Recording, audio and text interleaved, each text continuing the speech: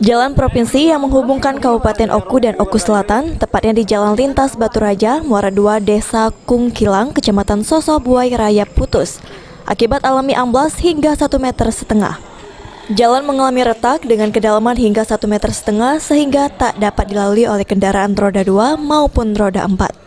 Satlantas Polres Oku memberlakukan rekayasa lalu lintas dengan mengalihkan arus lalu lintas dari Batu Raja ke Muara II melewati Martapura, Kabupaten Oku Timur.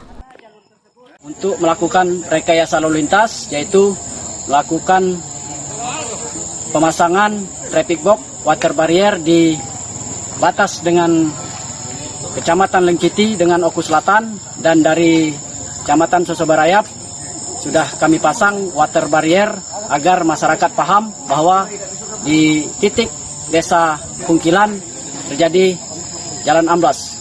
Untuk sementara waktu, untuk jalur alternatif dari Batu Raja menuju Muara II Oku Selatan, kami alihkan melalui jalur Oku Timur ke kanan, Simpang Martapura, terus ke Oku Selatan dan sebaliknya. Polisi kini berkoordinasi dengan pihak BPBD untuk dilakukan tindakan perbaikan jalan sehingga jalan tersebut dapat kembali dilalui. Ari Pranika, PAL TV.